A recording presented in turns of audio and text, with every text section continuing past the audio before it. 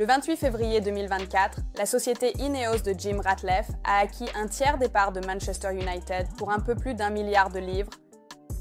À l'époque, on avait l'impression que les sombres nuages au-dessus d'Old Trafford se dissipaient et qu'une nouvelle ère de succès arrivait. Il n'y avait pas eu une telle positivité dans les bureaux de l'EMU depuis 2008, lorsque Sir Alex Ferguson a prononcé un discours avant la finale de la Ligue des Champions contre Chelsea. Mais tout n'a fait qu'empirer. Ineos a mis en place une politique de licenciement sans précédent au sein du club et a remercié Sir Alex de son poste d'ambassadeur mondial. Et les résultats continuent de décliner. Manchester United est en pleine crise financière, de personnel et surtout culturelle. Ineos est en train de détruire Manchester United et cela se passe en ce moment. Accrochez-vous car nous venons à peine de commencer. Pour la deuxième fois depuis qu'Ineos a pris le contrôle, la direction du club a décidé de procéder à des licenciements massifs. Sur le site officiel, ils l'ont appelé le plan de transformation. Cette fois, entre 150 et 200 employés ont été licenciés. La première vague a renvoyé 250 employés chez eux, permettant au club d'économiser 35 millions de livres. Cette fois, le montant est tout aussi impressionnant. Lorsque Ratcliffe a rejoint le club, les Red Devils avaient le plus grand nombre de membres du personnel parmi tous les clubs de la Premier League, 1140. Liverpool était en deuxième position avec 1108 membres du personnel. L'objectif de la nouvelle direction est d'optimiser ce nombre à 696. Un des changements les plus choquants pour les employés de Manchester United, en plus des licenciements, a été l'annulation des déjeuners gratuits, remplacés par des paniers de fruits pour économiser plus d'1 million de livres par an.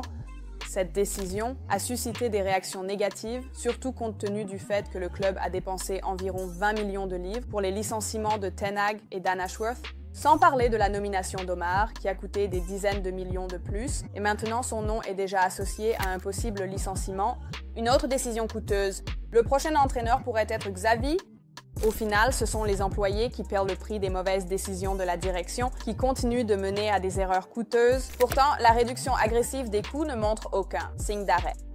Un des premiers gestes de Ratcliffe a été une autre annulation, qu'il a considérée comme la plus injustifiable. Il a supprimé les cartes de crédit d'entreprise, choquant les employés qui doivent maintenant avancer les frais professionnels de leur poche et attendre jusqu'à 1 mois pour un remboursement. Même le PDG Omar Barata n'est pas exempt. Ses dépenses illimitées sont plafonnées à seulement 25 000.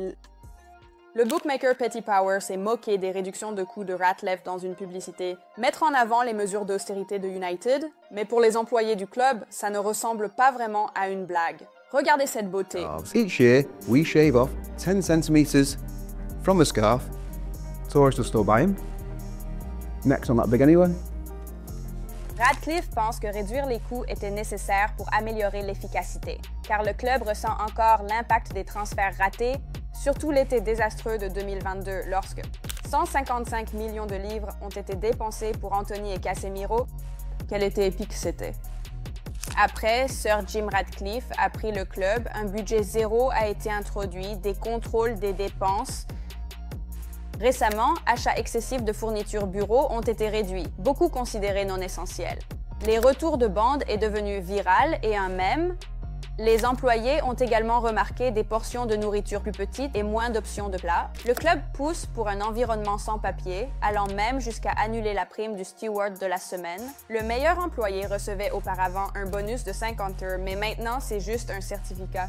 Une culture de la peur prévaut actuellement dans le club. Chaque employé craint de pouvoir être licencié à tout moment. Le moral du personnel est bas. Ils sont frustrés et effrayés à cause des mauvaises décisions d'Ineos. Mais la pire chose qui soit arrivée au club est la perte de l'esprit de Manchester United. Ce facteur qui rendait ce club unique, malgré sa popularité mondiale immense, United a toujours été une grande famille, ce qui est devenu évident lors des récents adieux aux légendes du club Bobby Charlton, Dennis Law et d'autres. Cependant, tant les anciens que les employés actuels parlent maintenant de la perte progressive du cœur et de l'âme du club.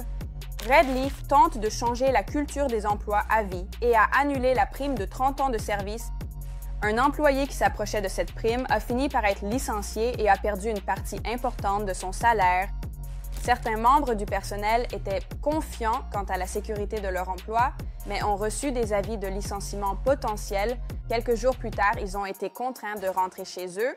Une histoire encore plus choquante concerne Cat Phipps, titulaire d'un abonnement saisonnier. Sa mort à 85 ans le 5 décembre a été un coup dur pour le personnel du club. Elle avait travaillé à Manchester United depuis septembre 1968 en tant qu'opératrice de standard et était aimée de beaucoup, reliant les générations. Son décès a été une autre rupture douloureuse avec le passé du club. Les infirmières ont noté ses nombreux visiteurs quotidiens comme Alex Ferguson, David Beckham et Johnny Evans. Des amis du club et des employés licenciés ont organisé des cars via WhatsApp. Ainsi, elle ne serait jamais seule. Il était donc choquant que seulement 2 jours après sa mort, le club ait contacté l'agent officiel de Cat, Guardian, pour s'enquérir de ses abonnements saisonniers. United assure que c'était un malentendu et qu'il n'y avait aucune intention de révoquer les billets. Un comportement absolument choquant de la part du club. Mais tout aussi choquant est le fait qu'Ineos n'aime vraiment pas les discussions sur la grandeur de Manchester United et en particulier Sir Alex Ferguson, que les nouveaux dirigeants associent d'une manière ou d'une autre aux échecs actuels. Sir Jim Ratcliffe et son équipe d'Ineos en ont assez des discussions sur le passé de Manchester United et de ses difficultés récentes. Certains représentants du club pensent que les problèmes sont liés à l'entraîneur légendaire Sir Alex Ferguson, qui est resté ambassadeur du club après sa retraite en 2013. Ratcliffe et le directeur sportif d'Ineos, Sir David Brailsford, ne veulent rien avoir à faire avec le passé et croient que les succès passés empêchent les Red Devils de retrouver leur ancienne gloire. Des figures influentes à Old Trafford croient même que Ferguson est responsable du déclin du club au cours des 12 dernières années. Ferguson a remporté 13 titres de Premier League et 2 trophées de la Ligue des Champions durant ses 27 années de règne, mais la direction estime que sa présence a entravé la mise en œuvre de nouvelles approches en matière d'entraînement et de recrutement. Le contrat de plusieurs millions de livres de Ferguson a été résilié par la nouvelle direction, qui essaie de réduire les coûts en raison de pertes élevées, a partagé le journaliste Kostas Lianos. C'est encore un autre exemple de la mauvaise gestion du club et de sa destruction continue. Maintenant, explorons les raisons derrière ce comportement fou des nouveaux propriétaires. Il semble que le pouvoir financier des Mancuniens soit également une chose du passé. Le rapport financier le confirme. Les revenus de MU ont chuté de 12%, passant de 225,8 millions de livres sterling à 190,7 millions de livres sterling à 147 millions de livres. Tandis que les revenus de diffusion ont chuté de 42%. Le bénéfice d'exploitation a chuté de 88,7%, passant de 27,5 millions de livres à 3,1 millions de livres.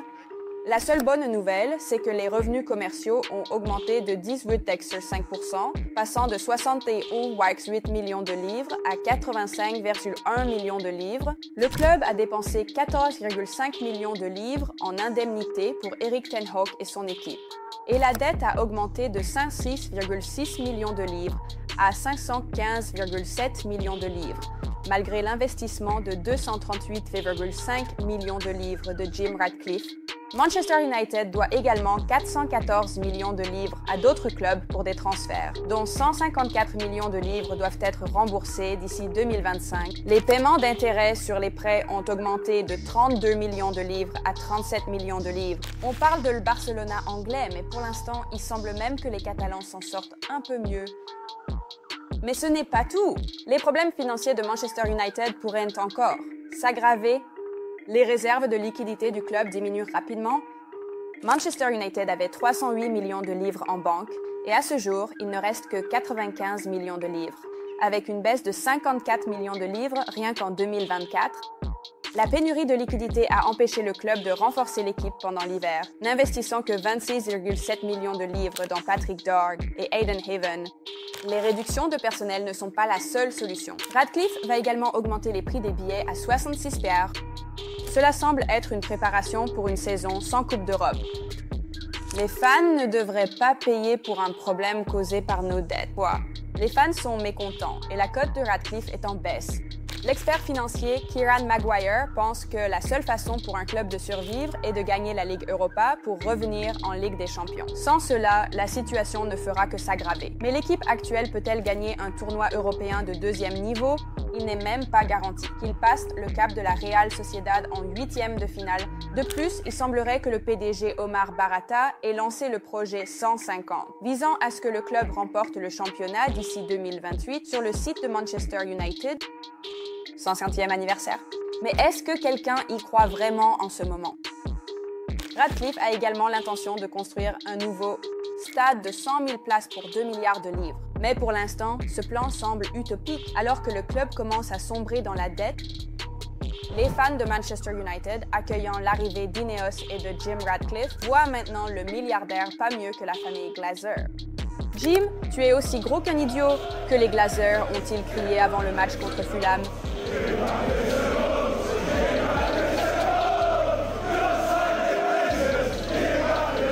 Le manque de résultats sur le terrain a créé une crise institutionnelle. Alors qu'Edo peine à faire face au fardeau financier qu'il s'impose, peut-être qu'il est temps de considérer quitter le club.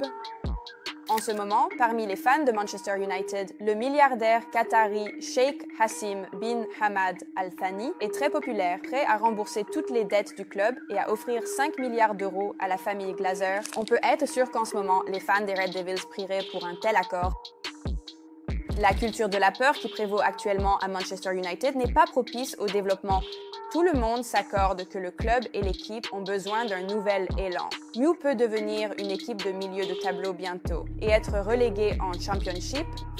Fans de MU, aimez cette vidéo si vous l'avez trouvée intéressante. Partagez vos pensées sur Ineos et abonnez-vous à notre chaîne Lille et la chaîne où vous apprendrez un peu plus sur le football anglais. C'est une excellente journée. Au revoir.